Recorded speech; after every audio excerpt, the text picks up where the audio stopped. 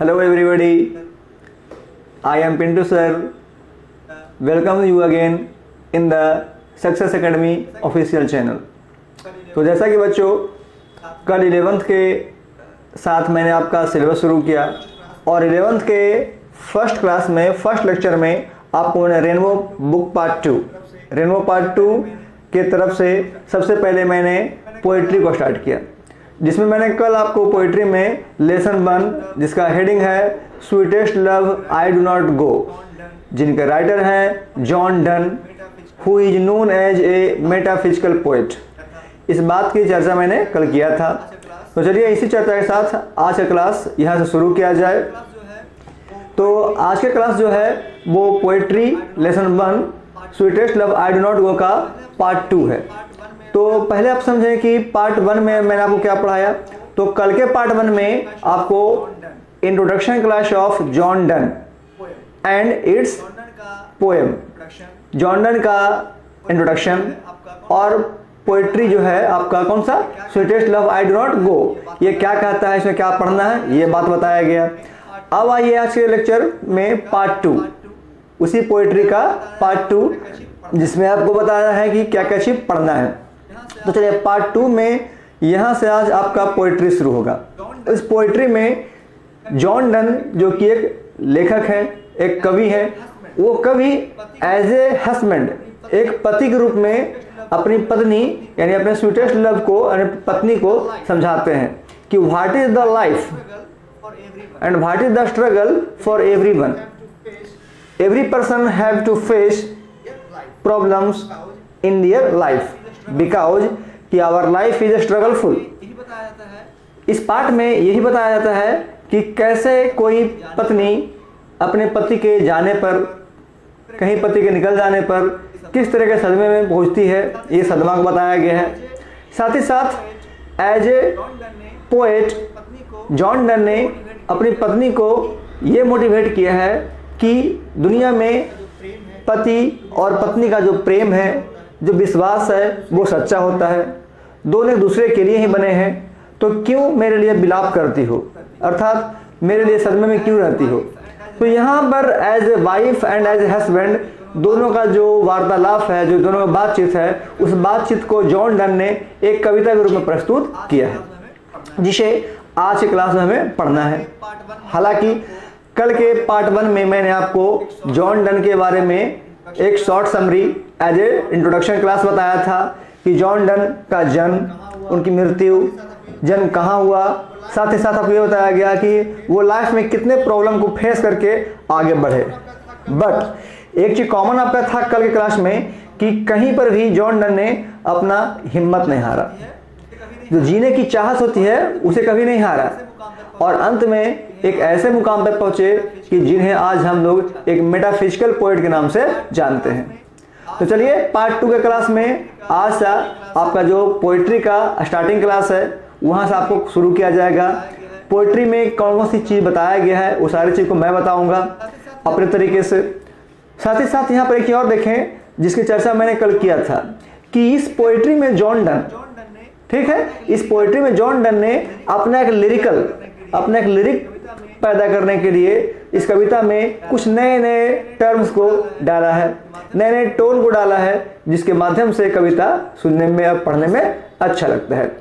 जैसे उन्होंने किया क्या, अगर हम बोलते हैं गो मतलब जाना, लेकिन आप हेडिंग में देख रहे होंगे कि गो में क्या लगा दिया गया है, ई, इस तरह से बना दिया गया है। तो यहाँ देखें कि जो ई, ये जो मीनिंग लगा है ई, ये अलग से लगाया गया है, लेकिन इसका अर्थ वही होता है, गो मतलब जाना। कुछ और भी आपको इस क्वेश्चन इसमें चैप्टर में मिलेंगे। जैसे आप देखें वी मतलब होता है हम लोग, आपको क्या मिलेगा देखा हुआ उसमें प्लस ई, इट मीन्स कि वो बी जो है वो आपको इस तरह से मिलेंगे। तो ऐसा नहीं समझेंगे कि ये मीनिंग गलत है या मिस्टेक किया गया है, बल्कि जॉन डन के द्वारा एज ए टोन इसमें जानबूझ के दिया गया है। साथ ही साथ कुछ और मीनिंग रह सकते हैं, जैसे मान लिया जाए कि आपका जो मीनिंग होता है कीप, उसमें क्या रहेगा आपका इस तरह से दिया रहेगा KEEPE, या फिर सन यानी सूरज, इस तरह से रहता है द सन, उसमें आपको NNE इस तरह से रहेगा। तो इसमें बहुत सारे ऐसे मीनिंग है जो ई लगा के बनाए गए हैं, तो वो गलत नहीं है, बल्कि this is the tone to express this poetry. तो चलिए यहाँ से आपका पोएट्री शुरू किया जाता है। हालांकि इस पार्ट की बात करते हैं कि 1572 टू 1631 ये सारे पार्ट्स को मैंने आपको कल क्लियरली समझा दिया। तो ध्यान दें कि जिसको मैं बता रहा हूँ कि यहाँ से लेकर के पूरा यहाँ तक का जो पार्ट है इसे मैंने कल आपको समझाया था। अब इसके बाद अगला टॉपिक को समझाना है। तो चलिए अपने पास बने रहें और साथ में इस वीडियो को देखें। चलिए यहाँ से आपका शुरू होता है poem, it means poetry. Sweetest love I do not go का पहला पार्ट, जो कि स्टार्टिंग करना है यहाँ से। मैंने मीनिंग की बात की थी, वो मीनिंग मैं आपको दूंगा, चिंता करने की बात नहीं है। पहला पोएट्री को ध्यान से समझें, उसको पढ़ें। और आई होप दैट कि पोएट्री का जो लैंग्वेज होता है वो टफ होता है, तो आप समझने के लिए क्या करें कि ध्यानपूर्वक प्रत्येक लाइन को पढ़ें और मैं जो बोल रहा हूँ उसको समझें, ताकि पोएट्री से बनने वाले सारे objective questions, long questions, short question या समरी को बखूबी एज ए सिस्टम लिखा जाए। बिकॉज कि in the 12th exam all the summaries are very important for the exam, क्योंकि 12th एग्जाम में जितने भी समरी होते हैं, चाहे वो पोएट्री के हो या स्टोरी के हो, वो काफ़ी इंपॉर्टेंट होते हैं। तो समरी को समझने के लिए सबसे पहले आप समझें कि कविता का थीम्स क्या है, कविता क्या कहता है, तब जाके इसके समरी को आप लिख सकते हैं, समझ सकते हैं। हालांकि समरी को लिखना कैसे होता है ये सारा चीज़ मैं आपको आगे बताऊंगा, लेकिन फिलहाल आप पोएट्री पढ़ें। देखिए यहाँ पर कह रहा है पोएट्री में कि sweetest love, okay, sweetest love I do not go, this is the first line of the poem, also it is the heading of the poem. इस कविता का हेडिंग और इस कविता का पहला लाइन यही है कि sweetest love I do not गो, यानी एज ए हस्बैंड कवि जॉन डन अपनी पत्नी से ये कहते हैं कि हे प्रियतमा मैं नहीं जाता हूँ। इट मीन्स कि इस कविता को तब लिखा गया, तब वर्णन किया गया जब कवि एक लंबी यात्रा पर निकलने के लिए तैयार है। ठीक है, एक लंबी यात्रा पर निकलने के तैयार हैं और उसी यात्रा से निकलने के कुछ पहले उनकी पत्नी जो काफ़ी चिंतित है, काफ़ी उदास है, तब अपनी पत्नी को समझाने के लिए वो कहते हैं क्या, एक नाउन का सहारा लेते हैं, जिसे कहते हैं क्या, स्वीटेस्ट लव, मेरी प्यारी प्रियतमा। तो मेरी प्यारी प्रियतमा मैं नहीं जाता हूँ, ये वर्ड जॉन डन ने अपनी पत्नी के लिए प्रस्तुत किया है। आगे आइए, कह रहा है फॉर वेरीनेस। यहाँ देखें आप, वेरीनेस मतलब होता है थकान। मैंने बताया कि आपको सारा वर्ड मीनिंग आपको मिल जाएगा, तो फिलहाल वेट करें, फिलहाल कविता पढ़ें, समझें। कह रहा फॉर वेरीनेस ऑफ दी, वो कहते हैं कि ऐसा मत समझो कि मैं तुम्हारे साथ रह करके थक चुका हूँ, उब चुका हूँ, ऐसी बातें नहीं हैं। यानी एज ए हस्बैंड वो अपने पत्नी को ये समझाने की कोशिश कर रहे हैं कि मैं तुमसे इतना प्यार करता हूँ कि प्यार करके कभी थका नहीं हूँ। आगे देखें, क्या है, nor in hope the world can show. आप जानते हैं कि होप मतलब होता है उम्मीद या आशा, शो मतलब होता है प्रदर्शित करना, दिखलाना, बतलाना। तो वो कहते हैं कि nor in hope the world can show, कह रहा है कि मेरा जो प्यार है, तुम्हारे प्रति जो विश्वास है, वो दुनिया के सामने दिखाने के लिए नहीं है। आप विश्वास रखो, मैंने अपने पत्नी को बोलते हैं कि विश्वास रखो कि मेरा प्यार इस दुनिया में दिखाने के लिए नहीं है, मेरा प्यार सिर्फ और सिर्फ तुम्हारे लिए ही है। आगे देखें, कह रहा है a feature of love for me. यहाँ देखें, मी में आपको लव क्या लगा है, डबल ई, लेकिन है वो क्या, इसका जो मेन मीनिंग होता है वो होता है मी। यहाँ आपका फीचर मतलब होता है बहुत छोटा, जस्ट लाइक ए टीनी, छोटा सा। कह रहा है फीचर लव फॉर मी, कह रहा है कि मेरा जो प्यार है तुम्हारे लिए बहुत छोटा सा नहीं है, बल्कि विशाल सागर का जैसा है, जिससे मैं तुम्हें प्यार करता हूँ। यानी अपने प्यार के चर्चा के लिए वो कहते हैं कि मेरा प्यार तुम्हारे लिए सब चीज है। आगे देखें, what since that I must die. आप यहाँ देखें डी बाई ई, इसका जो सही आपका मीनिंग होता है वो आता है डी आई ई, यानी मरना। एट लास्ट टिस बेस्ट, ये दिया गया है उसके लिए आपको होता है दिस बेस्ट। तो जो वर्ड आपको यहाँ पर अलग से लिख रहा है वो गलत नहीं है, बल्कि कविता में अलग टोन पैदा किया गया है, जैसे DIE जो होता है DYE लिखा गया है।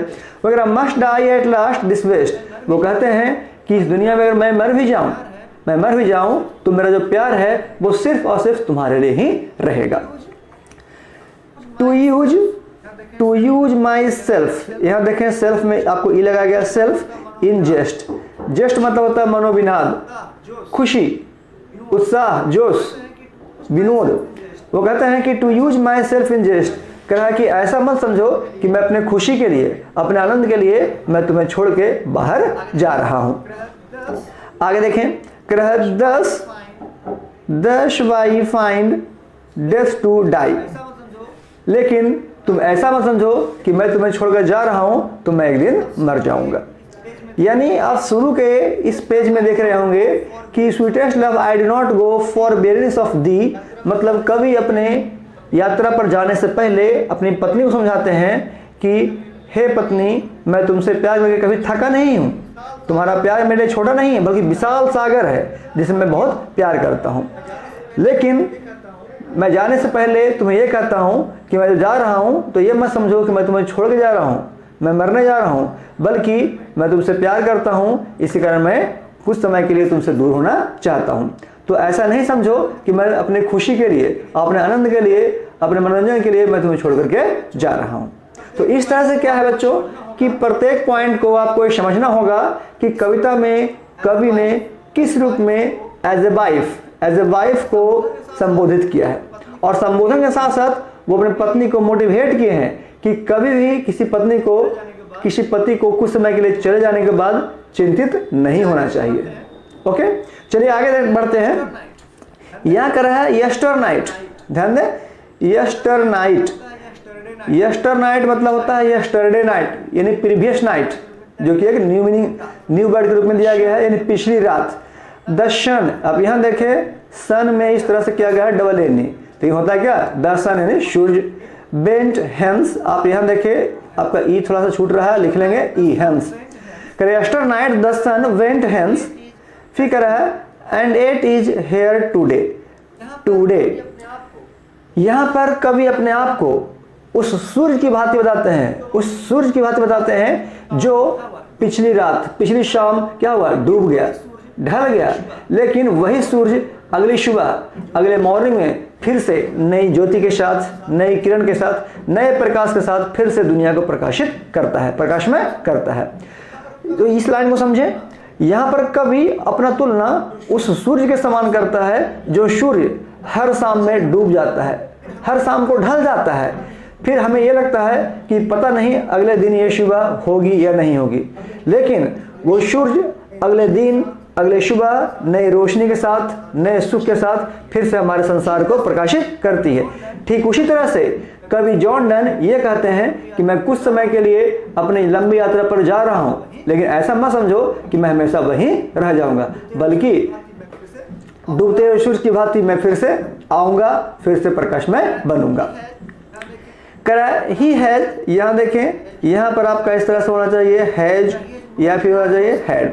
ही has no desire no sense, वो कहते हैं कि तुम्हारे अलावे मेरे दुनिया में कोई दूसरा इच्छा नहीं है, कोई दूसरी चाहत भी नहीं है। नॉर हाफ, यहां देखिए ई लगा हुआ है हाफ में, no half show short away, क्योंकि दुनिया बहुत छोटी है, लेकिन हमारा जो राह है वो बहुत लंबा है, इसी कारण मेरे पास तुम्हारे अलावे कोई चाहत, कोई दूसरा इच्छा भी नहीं है।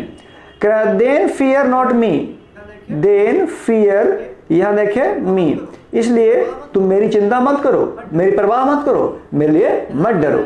यानी यहां के लाइन में आपने समझा क्या चीज, कि यहां से लेके यहां तक कवि ये कहना चाहते हैं कि मैं उस सूर्य की भांति हूं जो शाम में डूब जाता हूं और सुबह में आता हूं।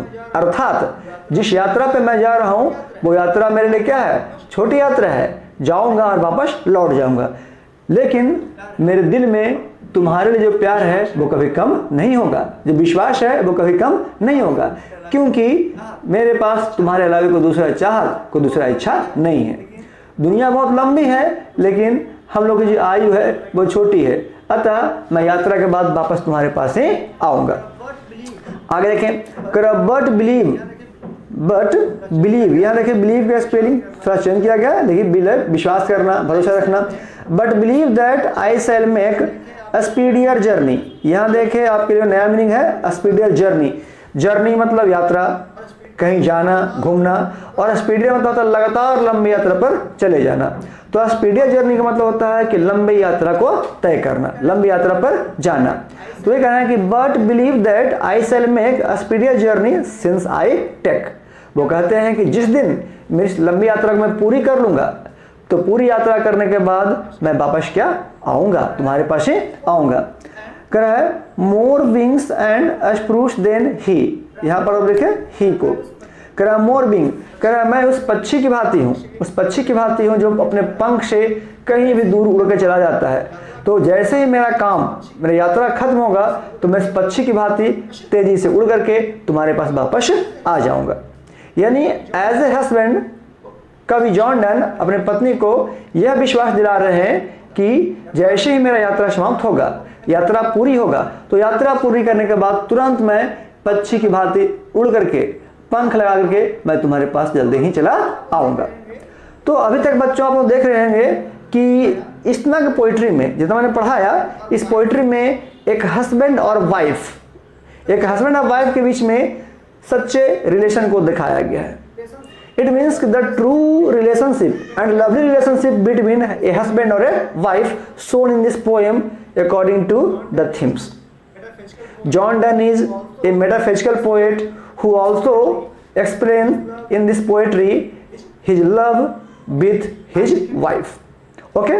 आगे देखें, कह रहा है आगे कि ओ हाउ फीबल, यहाँ देखें फीबल, फीबल मतलब होता है कमजोर, हालांकि बिग मतलब ही कमजोर, लेकिन वो बिग अलग है, ये फीबल अलग है। या फीबल मतलब होता है वैसा कमजोर जो इंसान को कमजोर बनाता हो। इंसान को क्या देखते हैं कि भगवान के सामने क्या है, कमजोर है, तो वो फीबल है किया गया है। कह रहा how O how feeble is man's power. आप इस लाइन को यहां देखें अपने स्क्रीन पे कि कह रहा है O how feeble is man's power. इस लाइन को आप VVI कर लें, इसी कारण मैं इसको क्या करता हूं, एक बॉक्स में बंद कर दे रहा हूं, बिकॉज कि जब क्वेश्चन में ये पूछता है कि एक्सप्लेन द लाइन्स, मतलब कि दिए गए लाइन का व्याख्या करे, ऐसा क्वेश्चन अपने हिंदी में बनाया होगा कि दिए गए गद्यांश या दिए गए पंक्ति का या दिए गए दोहों का वर्णन करे। Same to same in English, O how feeble is man's power in giving your question paper and explain the lines with examples या विथ राइटर नेम या स्टोरी नेम। यानी O how feeble is man's power एक important line है इस कविता का जो आपको explain करने के लिए क्वेश्चन में आता है। तो चलिए समझिए, कर O how feeble is man's power, वो कहते हैं कि मैं तुम्हें कैसे समझाऊं, अपनी पत्नी को बोल रहे हैं कि मैं कैसे समझाऊं कि जो इंसान का पावर है, जो मनुष्य का शक्ति है, वो क्या है, भगवान की शक्ति के सामने बहुत छोटी है, बहुत कमजोर है, क्योंकि दुनिया में सब शक्तिमान जो है वो भगवान ही है। इट मीन्स कि God is almighty in the world. आगे देखें, that if good Fortune fall, वो कहते हैं कि अगर मेरा किस्मत अच्छा है, मेरा भाग्य अच्छा है, ठीक है, अगर मेरा किस्मत अच्छा है, मेरा भाग्य अच्छा है, can not add another hour, तो मुझे तुम्हारे पास आने में कोई देरी नहीं लगेगा, मैं तुरंत ही अगले समय तुम आपके पास आ जाऊंगा। तो कवि यहाँ पर यह समझाते हैं कि मेरे हाथ में कुछ नहीं है, इंसान क्या होता है, एक कठपुतली के समान है, एक कमजोर है, किसी सामने एक कमजोर प्राणी है भगवान के सामने। तो अगर मेरा किस्मत अच्छा रहा, मेरा लक अच्छा रहा, आप यहाँ देखें एक वर्ड मीनिंग आपको यूज किया गया फॉर्च्यून। फॉर्च्यून का अगला मीनिंग आप लिख सकते हैं लक, ठीक है, या फिर इसको हम बोल सकते हैं डेस्टिनी, मतलब भाग्य। तो destiny and luck is the synonyms of feeble. Okay, feeble is very important meaning, it is also used in SSC MTS exam. कभी कभार वो SSC के LD से भी पूछा जाता है, तो इस वर्ड मीनिंग को यानी फॉर्च्यून को आप VVI मीनिंग कर लें, ठीक है। यहाँ देखें जो फॉर्च्यून आपका है वो मीनिंग आपका हो जाएगा क्या, VVI, क्योंकि ये बहुत बार कंपटीशन एग्जाम में पूछता है। तो मैं आपको शुरू में बता देता हूँ कि आपके 11th 12th के सिलेबस के साथ साथ वैसा सारा टर्म वैसे सारे कंडीशन जो एग्जाम में पूछे जाते हैं, कॉम्पिटिटिव एग्जाम में आते हैं, वो मैं आपको यहाँ पर बताता चलूँगा, ताकि जिसे आप नोट्स कर लें, अपने डायरी में लिख लें, ताकि इन फ्यूचर आपको काम दे। तो ये फॉर्चून मतलब होता है किस्मत या भाग्य, जिसका सिनोनिम्स होता है लक या डेस्टिनी। हम चाहें तो इसका एक मीनिंग और लिख सकते हैं जो आगे आपको मिलेगा, जिसको बोलते हैं फेट। इट मीन्स कि fortune, luck, destiny and fate both are same, all are भाग्य, किस्मत, इस तरह से होता है। तो देखिए आगे बढ़े, वही कह रहा है कि that if good fortune fall can not add another hour. कवि कहते हैं कि अगर हमारा किस्मत अच्छा रहा, हमारा लक अच्छा रहा, तो हम अगले पहर यानी अगले घंटे तुरंत आपसे मिलूंगा। आगे देखें, कह रहा है कि nor a lost hour recall, nor a lost hour recall but come bad chance. लेकिन वो कहते हैं कि अगर मेरा किस्मत खराब है, अगर हमारे किस्मत में दुर्भाग्य लिखा है, तो तुम कुछ भी कर लो, मैं तुमसे दोबारा नहीं मिलूंगा। यानी इस लाइन के माध्यम से कवि जॉन डन अपनी पत्नी को यह समझाते हैं कि इस दुनिया में सबसे बड़ा जो पावर है, सबसे बड़ा स्ट्रेंथ है, वो किनके हाथों में है? गॉड्स हैंड, यानी भगवान के हाथों में है। वो चाहें तो हम तुमसे वापस मिल सकते हैं, वो नहीं चाहें तो कुछ भी हो जाए, मैं तुमसे नहीं मिल सकता हूँ। इस बात को कवि तब समझा रहे हैं अपनी पत्नी को जब वो स्पीडियर जर्नी यानी लंबी यात्रा पर निकलने के लिए तैयार है। जैसा कि आप देखे होंगे बहुत से बच्चों कि जब घर के हस्बैंड कहीं काम पर जा रहे होते हैं तो पत्नी का दिल बहुत घबराता है। इसलिए घबराता है कि कहीं वो जा रहे हैं तो उनके साथ रास्ते में या जहाँ जा रहे हैं उस स्थान पे कोई अशुभ कार्य ना हो जाए। ऐसा ना हो कि वो मुझे छोड़ के वहीं बस जाएं, या ऐसा ना हो कि बहुत तरह के बातें उसके मन में उठती है, या ऐसा ना हो कि हो सकता है वो मुझे छोड़ के कभी नहीं आए। तो तरह तरह की भावनाएं एज ए वाइफ दिमाग में जो बनते हैं, उसी पिक्चर को यहाँ पर कवि ने एक कविता के रूप में, एक टोन के रूप में प्रस्तुत किया है। ओके, आगे बढ़े। एंड वी, अब देखें यहाँ पर वी में आपको दिया गया डबल ई, यानी इसका मेन मीनिंग होता है WEV। एंड वी ज्वाइन, यहाँ देखें इसका जो होगा आपका सही मीनिंग JOIN हो जाएगा, to eat our strength.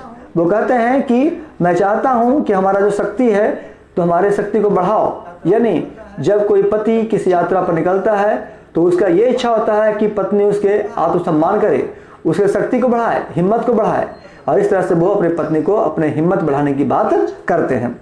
And we teach it art and length, वो कहते हैं कि इस तरह से मुझे तुम आगे बढ़ने का प्रेरणा दो, क्योंकि पत्नी हमेशा एक पति की प्रेरणा होती है, एक पति के पीछे की हिम्मत होती है जो उसके हौसले को बढ़ाती है। तो वही बात यहाँ पर कवि जॉन डन कहते हैं कि तुम मेरी प्रेरणा हो, अतः तुम जाते समय मेरे हौसले को अफजाई करो, मेरे हौसले को बढ़ाओ, ताकि मैं बहुत ही जल्द अपना काम करके लौट सकूं। Itself hours us to advance, वो चाहते हैं कि इस तरह से हिम्मत बढ़ाया जाए कि मैं हमेशा तुम्हारे दिल में बना रहूं, तुम्हारे दिल में बचा रहूं और जल्दी से जल्द लौट के आपके पास वापस आऊं। तो इस तरह से देख रहे हैं कि किस तरह से कवि जॉन डन अपनी पत्नी को हर तरह से समझाने की कोशिश कर रहे हैं कि अगर मैं जिस यात्रा पर जा रहा हूं तो इस यात्रा से तुम्हें घबराना नहीं चाहिए, क्योंकि यह यात्रा एक समय की यात्रा है जिसे मैं पूरा करने के बाद वापस तुम्हारे पास ही लौटूंगा। जैसे बच्चों आप एक सुनते होंगे कविता, एक कहानी कहने का होता है कि हर पक्षी जब सुबह में उड़ती है तो अपने बच्चों के दानों के अनाज की खोज में, लेकिन शाम होते होते उसे अपने ही घर में लौटना पड़ता है, अपने घोंसले में आना पड़ता है। ठीक उसी पॉइंट को मैं यहाँ समझाता हूँ कि पति जो कि एक लंबी यात्रा पर निकल रहे हैं और अपनी पत्नी को समझा रहे हैं कि मैं दुनिया के किसी कोने में रहूँ, कहीं भी रहूँ, अगर मेरा लक अच्छा है तो मैं तुमसे मिलने वापस अपने घर पे आऊँगा। इसलिए आप धैर्य रखें, हिम्मत रखें, ताकि आपका विश्वास मेरी उत्साह को बढ़ाए, मेरे जोश को बढ़ाओ और मेरे हर काम में सहायता करे। समझ रहे हैं आप लोग? तो चलिए इसके साथ हम आगे बढ़ते हैं इस पोइट्री का। करा के व्हेन दाउ सिंगेस्ट, यहाँ देखें कि व्हेन दाउ सिंगेस्ट, साई मतलब होता है आहें भरना, ओके, SIGH, लेकिन उसको बना दिया गया क्या STN सुपरलेटिव फॉर्म में दिया गया है। दाउ जो कि एक बहुत ही अच्छा मीनिंग है, जिसको हम चाहें तो यू के रूप में जान सकते हैं। यू हो गया न्यू मॉडर्न इंग्लिश ग्रामर के अनुसार, और वो दाऊ जो हो गया ओल्ड के अनुसार। तो पहले के मीनिंग में चलता था दाऊ, तो जनरली दाऊ का प्रयोग पोएट्री में किया जाता है, ना कि लिटरेचर में। ओके, और दाऊ को ही हम लोग यू के नाम से जानते हैं। करा वेन दाऊ या when you sigh'st thou sigh'st not wind, वो कहते हैं कि मैं उस हवा का झोंका हूँ जो बहुत ही जल्द तुम्हें तुम्हारे पास पहुँचाएगा। अतः मेरे बिछड़ने के लिए तुम क्या करो, मेरे लिए आहें मत भरो। जैसे देखते हो कि एक पत्नी जब किसी पति से बिछड़ जाती है तो अकेले वो आहें भरती है, पति के लिए तड़पती है, पति को याद करती है कि वो कब मेरे पास आए, मुझे प्यार करे, मेरे साथ सामने रहें। तो यहाँ पर वही बात है कि पत्नी पति के बिछड़ने पर आहें भरने की बात करती है। तो पति से समझाते हैं कि मैं हवा का वह झोंका हूँ कि जैसे तुम याद करोगी तो मैं तुम्हारे पास चला आऊँगा, अर्थात तुम मेरे लिए आहें भरना बंद करो। वर्ड साइस्ट माई शोल अवे, आप यहाँ देखें शोल ये लगा दिया गया है। शोल का जो मीनिंग होता है वो SOUL यानी आत्मा। वो कवि कहते हैं कि मैं तुम्हारे आत्मा में बसा हुआ, तुम्हारे कण-कण में बसा हुआ हूँ, तुम जैसे याद करोगी तो मैं तुम्हारे आत्मा में मौजूद हो जाऊंगा, उपस्थित हो जाऊंगा। When thou bepest unkindly kind, वो कहते हैं कि मैं उतना निर्दयी नहीं हूँ जितना तुम समझ रही हो। मेरे पास भी दिल है, मेरे पास जज्बात है जो तुम्हारे प्रॉब्लम को, परेशानी को समझता है, लेकिन मुझे यात्रा पर निकलना है, इसलिए मैं थोड़ा कठोर हो रहा हूँ जिसे तुम निर्दयी समझ रही हो। फिर कहते हैं कभी कि my life's blood doth decay, my life's blood doth decay it can not be, वो कहते हैं कि मेरे शरीर में खून का जब तक एक एक बूंद रहेगा, एक कतरा रहेगा, तो उस खून को भी मैं तुम्हारे लिए समर्पित करूंगा। यानी कवि इस पॉइंट में सबसे बड़ी बात बोलते हैं कि हमारे शरीर में जितना भी खून का एक बूंद है, खून का एक कतरा है, वो सारा कतरा भी सिर्फ और सिर्फ तुमसे ही प्यार करता है। अतः तुम मेरी चिंता मत करो, मैं जल्द ही वापस लौट करके आऊंगा। आगे कह रहा है कि That thou lovest me as you sayest, अतः तुम मेरी सबसे नज़दीकी हो, सबसे प्यारी हो, मेरे लिए प्रियतमा हो, इसलिए मैं तुम्हें समझाता हूँ, मैं तुमसे कहता हूँ कि if in thine my life thou waste, कह रहा है कि मैं अपने जीवन को कभी भी बर्बाद होने नहीं दूंगा, बेस्ट होने नहीं दूंगा, क्योंकि यह जीवन तुमसे बना हुआ है, तुमसे जुड़ा हुआ है। अतः मैं जब भी आऊँगा तो लौट कर तुम्हारे पास में वापस आऊँगा। फिर कह रहा है कि that are the best of me, और ये मेरे लिए अच्छी बातें हैं कि तुम एक ऐसी पत्नी हो जो मेरी चिंता करती हो। यानी कवि यहाँ पर एक पत्नी के रूप में अपनी पत्नी को यह समझाते हैं कि मैं तुम्हारे लिए ही बना हूँ, मेरा प्यार, मेरा विश्वास सिर्फ तुम्हारे लिए ही है, अतः मेरी चिंता करना छोड़ दो, मैं एक दिन लौट करके इसी घर में तुम्हारे पास आऊँगा। तो इस तरह से देख रहे हैं कि हर पॉइंट में कवि अलग अलग तरीके से अपनी पत्नी को ये समझाते हैं कि मेरा प्यार, मेरा विश्वास, मेरी उम्मीद सिर्फ तुमसे जुड़ी हुई है, तुमसे लगी हुई है, अतः तुम मेरी चिंता मत करो। इस तरह से आगे बढ़ते हैं। यहाँ देखते हैं कि let not thy diving heart, divining heart का मतलब होता है दैवीय शक्ति। ओके, दैवीय शक्ति, डिवाइन मतलब देवता समान, यहाँ क्या हो गया दैवीय मतलब भगवान संबंधी। कह रहा let not thy divining heart, कह रहा मैं तुम्हें कैसे दिखाऊं कि मेरे पवित्र दिल में सिर्फ और सिर्फ तुम्हारी ही तस्वीर बनी है, सिर्फ तुम बशी हो। जैसे आप देखते होंगे कि रामायण में कि हनुमान जी के सीने में श्री राम और सीता माता बसे हैं, लेकिन वो एक्सप्लेन करते हैं किस और तरीके से। उसी तरह से यहाँ पर कवि कहता है कि मेरे दिल में तुम हमेशा बसी हो, मेरा जो दिल है वो पवित्र है, शुद्ध है, जो देवी के समान है, और उस दिल में सिर्फ और सिर्फ तुम ही बसती हो। करा फोर थिंक मी एनियल, अतः तुम फ्यूचर की परवाह मत करो, जो पहले की बातें सोच रही हो उसे मत सोचो, क्योंकि भविष्य किसने देखा है जो तुम भविष्य की चिंता कर रही हो। डेस्टिनी, देखिए आपका जो मीनिंग है डेस्टिनी फिर से यूज किया गया है, जिसे हम फेट या लक कह सकते हैं। कि डेस्टिनी में टेक दाई पार्ट, यहाँ पर जो पार्ट दिया गया है उसका मतलब होता है हिस्सा, भाग। तो यहाँ पर पार्ट जो है एडिटिव में यूज किया गया है, विभाजित होना, जुदा होना, अलग होना, बिछड़ना। कह रहा डेस्टिनी में टेक दाई पार्ट। वो कहते हैं कि अगर मेरे डेस्टिनी में, यानी अगर मेरे लक में, अगर मेरे भाग्य में तुमसे बिछड़ना लिखा हुआ है, ठीक है, तुमसे बिछड़ना लिखा हुआ है, and may thy fear as fulfil. वो कहते हैं कि तो अपने माइंड को, अपने दिमाग को ये मन में ठान लो कि मैं तुमसे कभी नहीं मिल पाऊंगा। बट थिंक दैट वी, वो लेकिन कहते हैं कि लेकिन अगर हमारी किस्मत में मिलना लिखा होगा, बिछड़ना नहीं बल्कि मिलना लिखा होगा, are but turn aside to sleep, तो मैं हर हाल में तुमसे मिलके ही रहूंगा। आगे देखें, they who one another keep में देखिए आपका ई लगा हुआ है जी, keep alive never parted be. Parted मतलब है यहाँ पे क्या हो गया, बिछोड़ना या जुदा होना। तो इस तरह से कवि कहते हैं कि अगर, ठीक है, आप देखें यहाँ पर ध्यान से समझें इस पॉइंट को, जो कि काफी इंपॉर्टेंट पॉइंट दिया गया, आप यहाँ से देखें। एक मिनट, आपका जो कर्सर है मैं आपको पेन लाता हूं। यहाँ आप देखें, थोड़ा सा रुकिए आप। हाँ देखिए कि आपका जो है यहाँ से लेकर के यहाँ तक आप देख रहे हैं, इस लास्ट के कुछ लाइन्स में कवि ने सबसे ज़्यादा इफेक्टिव बात को बतलाया है, जो कविता का मेन थीम्स कहलाता है। कवि का कहना है कि अगर मेरे किस्मत में, अगर मेरे भाग्य में तुमसे बिछड़ना लिखा हुआ है तो मैं तुमसे बिछड़ के ही रहूँगा, क्योंकि भगवान से शक्तिशाली कोई नहीं है। तो अगर मेरे किस्मत में बिछड़ना लिखा है तो मैं तुमसे कभी नहीं मिलूंगा, मैं जिस यात्रा पर जा रहा हूँ वही रह जाऊँगा। लेकिन अगर मेरा गुड लक अच्छा है, मेरा डेस्टिनी अच्छा है, तो मैं एक दिन वापस तुम्हारे पास आऊँगा, क्योंकि I am only for you, मैं सिर्फ तुम्हारे लिए हूँ, तुम्हारे लिए बना हूँ। मेरे खून का एक कतरा, मेरा प्यार सिर्फ और सिर्फ तुमसे है। तो बच्चों यहाँ पर हम देख रहे हैं कि कैसे कवि जॉन डन अपनी पत्नी को ये समझाने की कोशिश कर रहे हैं, ये मोटिवेट करने की कोशिश कर रहे हैं कि हे पत्नी रूपी प्रियतमा, मैं जिस लंबी यात्रा पर निकल रहा हूँ वो यात्रा क्या है, हमेशा के लिए नहीं है। एक यात्रा है जिस पर जाने के बाद मैं वापस लौट करके आऊँगा।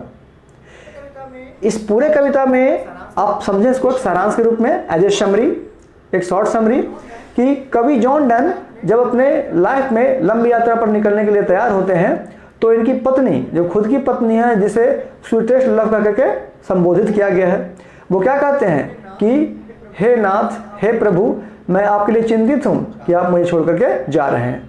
मैं चिंतित हूँ कि कहीं आप दूसरे शहर में ना बस जाएं, कहीं किसी और के हमेशा के लिए ना होकर रह जाए, ऐसा ना हो कि रास्ते में कोई दुर्घटना हो जाए। तो एक पत्नी के मन में जो तरह तरह के मनोवृत्ति, जो तरह तरह के विचार प्रकट हो रहे हैं, जो दुख अफसोस हो रहा है, उस अफसोस को पत्नी के रूप में प्रस्तुत किया गया है, जो बिल्कुल जेन्युइन है, जो कि ऐसा नेचुरल गिफ्ट है, ऐसा ह्यूमन बिहेवियर है कि हर पत्नी यही चाहती है कि मेरा पति हमेशा सदैव मेरे साथ खुशीपूर्वक रहे। लेकिन यात्रा पर जाने से पहले जॉन डन अपनी पत्नी को यह समझाते हैं कि हे पत्नी रूपी प्रियतमा, मैं जब भी जाऊंगा तो यात्रा पूरी करने के बाद वापस तुम्हारे पास ही आऊंगा। जैसे एक पक्षी अपना घोंसला छोड़ता है लेकिन शाम में घोंसले में ही रहने आता है, ठीक उसी तरह से मेरा जो प्यार है, जो विश्वास है, जो भरोसा है, वो सिर्फ और सिर्फ तुमसे जुड़ा हुआ है। तो मैं लौट के तुम्हारे पास ही वापस आऊँगा। वो ये भी कहते हैं कि इस दुनिया में जो गॉड इज ऑलमाइटी, गॉड क्या है, सर्वशक्तिमान है। तो अगर वो हमें मिलने की इजाज़त देते हैं, अगर हमारा लक अच्छा है, तो मैं तुमसे हर कीमत पर हर हाल में मिल लूँगा। लेकिन अगर हमारी किस्मत में बिछड़ना लिखा है, जुदाई लिखी हुई है, तो मैं चाह कर कभी तुमसे नहीं मिल सकता हूँ। अतः अपने आप को इतना मजबूत करो, अपने दिल को इतना समझाओ कि तुम मेरे बगैर भी रहने के लिए विवश हो सको। यानी कवि एक पत्नी को अपने होने की एहसास और ना होने का एहसास दोनों दिलाने के साथ साथ अपनी पत्नी को मोटिवेट करता है कि दुनिया क्या है, बहुत लंबी है, जिसके सामने हम मानव का जो जीवन है वो छोटा है। तो जो जीवन हमें मिला है गिफ्ट के रूप में, उस जीवन को खुशी, धैर्य, विश्वास और प्यार के साथ जीना चाहिए। यहाँ तक कि पति ये भी कहते हैं कि अगर मैं किसी यात्रा में दुर्घटनाग्रस्त हो जाऊँ, वापस ना लौटूं, तो तुम मेरी चिंता मत करो, बल्कि तुम मेरे बगैर जीने की आदत डालो। क्योंकि दुनिया में संघर्ष ही सबसे बड़ा चीज है, क्योंकि जो व्यक्ति संघर्ष करता है वही व्यक्ति चोटी के शिखर पर पहुंचता है। अतः कवि जॉन डन अपनी पत्नी को एक अच्छी पत्नी के रूप में मोटिवेट करते हुए ये समझाते हैं कि अगर मैं किसी यात्रा के बाद नहीं लौटूं तो तुम मेरे बगैर जीने की आदत डाल लो, और कभी भी मेरी चिंता मत करो, मेरा गम मत नहीं करो, क्योंकि मैं वैसा हूं कि जो तुम्हारे दिल में रहता हूं। तुम हमेशा मेरे दिल में रहती हो और मैं हमेशा तुम्हारे दिल में रहता हूं, अतः हम दोनों कभी क्या होंगे, एक दूसरे से नहीं बिछड़ेंगे। तो इस तरह के देखते हैं कि तरह तरह के बातों के साथ वो क्या करते हैं कि अपनी पत्नी को समझाते हैं। ओके, तो ये था बच्चों आज का आपका कविता sweetest love I do not go का समरी। आई होप कि आप लोगों ने इसे काफ़ी इंजॉय से पढ़ा होगा, इससे आपने कुछ सीख मिला होगा, कुछ सीखने को मिला होगा। साथ ही साथ इस कविता में सबसे इंपॉर्टेंट बात आपको ये देखने को मिला होगा कि कुछ नए नए मीनिंग, जैसे दाऊ जो यू के समान है, डेस्टिनी जिसको लक, फेट या फॉर्च्यून भी कह सकते हैं। तो इस तरह के बहुत सारे मीनिंग आपको यहाँ पर मिले। ये सारे मीनिंग आपको लिख करके एज ए होमवर्क याद करने के लिए आपको मिल जाएंगे, उसकी चिंता नहीं करना है। तो सबसे पहले आप जरा समझें कि एक सोनेट्स, आपको मैंने सोनेट्स के बारे में कल चर्चा किया था। पार्ट 1 कविता का पार्ट 1 में आपको बताया था कि सोनेट्स क्या होता है। तो चलिए आप सोनेट्स को जरा क्लियरली यहाँ पर समझ लें कि सोनेट्स है क्या। Sonnets is an important part of any poem. आपने नाम सुना होगा विलियम शेक्सपियर का, जो कि अंग्रेजी साहित्य में बहुत अच्छे नाम कमा चुके हैं। तो उन्होंने सोनेट्स को कुछ इस तरह से डिफाइन किया है कि SONNETS सोनेट्स, जिसका हिंदी होता है काव्य खंड। ओके, काव्य खंड को जो बांटा गया है वो केवल कितना लाइन में, 14 लाइन में, जिसको हम क्या बोलते हैं 14 लाइन्स, यानी 14 लाइन। ध्यान दें यहाँ पर लिखा गया आपका क्या है 14 लाइन, कितना 14 लाइन्स। ओके, तो वैसी कविता अकॉर्डिंग टू इंग्लिश ग्रामर, वैसी कविता जो केवल और केवल 14 लाइन की हो। लाइन लंबा हो छोटा हो ये अलग बात है, लेकिन जो लाइन की संख्या है, it means the number of lines is only 14, that is known as sonnet. यानी इसको हम बोल सकते हैं कि कविता का वह भाग, कविता का वैसा रूप जिसमें केवल 14 लाइन की पंक्ति हो, 14 लाइन की कविता हो, वैसे कविता को सोनेट्स के नाम से जाना जाता है। साथ ही साथ ध्यान दें कि जो 14 लाइन्स है उसको 2 अलग अलग पैराग्राफ, जिसको हम कह सकते हैं क्या लाइन में बांटा गया है। आपका जो फर्स्ट हो गया वो आपका होता है कितने लाइन का, 8 लाइन्स का। आपका जो सेकंड हो गया वो कितना हो गया आपका जी, 6 लाइन्स का। जो शुरू का जो 8 लाइन है उसे बोलते हैं ऑक्टेव, एक नाम दिया क्या OCTAV, ऑक्टेव। और जो आपका पीछे का जो 6 लाइन है उसे क्या बोलते हैं सेस्टेट। इस तरह से सेस्टेट। तो यहाँ से आप सीख लें क्या कि सोनेट्स है क्या, आप समझ लें। फिर से जो मैं बोल रहा हूँ उसे ध्यानपूर्वक समझें, क्योंकि सोनेट बहुत ही इंपॉर्टेंट टॉपिक है। अगर आप कविता पढ़ते हैं तो आपको सोनेट्स की जानकारी होनी चाहिए, क्योंकि हो सकता है कोई व्यक्ति आपसे ये पूछ दे कि ठीक है बाबू कोई कविता बताओ अपने टेक्स्ट बुक का, तो आपने बताया तो सोनेट्स के बारे में पूछा जाता है। तो आप समझें फिर से क्लियरली, सोनेट्स का हिंदी होता है काव्य खंड, यानी कविताओं का खंड, कविताओं का वैसा टुकड़ा जो केवल 14 लाइन का हो। इट मीन्स दूसरे तरीके से हम ऐसे कह सकते हैं कि if the given poem has only 14 lines is known as sonnets, यानी 14 लाइन की दी गई कविता को सोनेट्स के नाम से जानते हैं। सोनेट्स को 2 अलग अलग पार्ट में बांटा गया है। पहला पार्ट जो 8 लाइन का ही होगा, 8 लाइन्स, और दूसरा पार्ट है वो 6 लाइन्स का ही होगा, केवल 8 और 6। तो जो शुरू का 8 लाइन होता है उसका नाम दिया गया है ऑक्टेव, OCTAV, और जो लास्ट का 6 लाइन्स है उसका नाम दिया गया है सेस्टेट। तो इस पूरे पॉइंट को आप अपने डायरी पे नोट कर ले, बिकॉज ये काफी इंपॉर्टेंट टॉपिक है सोनेट्स, क्योंकि इससे ऑब्जेक्टिव क्वेश्चन भी एग्जाम में पूछा जाता है।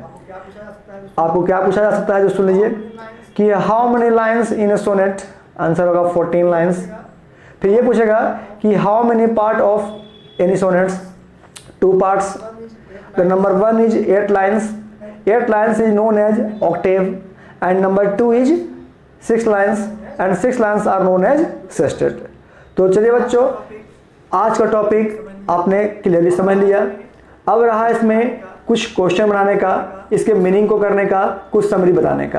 तो ये जो टॉपिक होगा कल होगा, तो इसी तरह से आप मेरे वीडियो के साथ बने रहें ताकि आपको हर क्लास में कुछ नई नई जानकारी मिल जाए। जैसे आज की क्लास में आपको सोनेट्स के बारे में जानकारी मिला, काफ़ी अच्छा लगा होगा सुन करके। तो इस तरह से आप क्या करें कि मेरे वीडियो को लास्ट तक देखें, क्योंकि हर वीडियो में कुछ ना कुछ आपको मैं नई नई बातें बताऊंगा जो आपके लाइफ से जुड़ा रहेगा। तो आज के टॉपिक में आपने क्या देखा कि जॉन डन की जो कविताएं हैं वो पत्नी के लिए प्रस्तुत किया गया है और साथ में सोनेट्स बताया गया है। तो कल का क्लास में क्या होने वाला है जब मैं बता दूं, कल के क्लास में इस पूरे कविता का वर्ड मीनिंग होगा, समरी को समझाया जाएगा, जो क्वेश्चन आंसर है उसको डील करवाया जाएगा। तो चलिए इसी तरह से आप मेरे चैनल के साथ बने रहें, हमें लाइक करें, शेयर करें, और हमारे चैनल को वैसे बच्चे जो अभी तक सब्सक्राइब नहीं किए वो सब्सक्राइब कर दें ताकि हर क्लास का नोटिफिकेशन आपको जल्द से जल्द मिल सके। तो चलिए बच्चों, आपका ये होमवर्क हो गया कि आप घर पे इस कविता को एक बार कॉपी पे लिखें, उसको हिंदी करने की ट्राई करें और सोनेट्स को एक अलग डायरी में लिख लें। तो चलिए आज का टॉपिक बस यहीं पर समाप्त करता हूँ, और कल फिर नए जोश के साथ, नए उमंग के साथ, नए नए टेक्निक के साथ कल के क्लास में फिर आप लोग का स्वागत करता हूँ। तो फिलहाल के लिए goodbye and that's of all, and thank you for watching my video.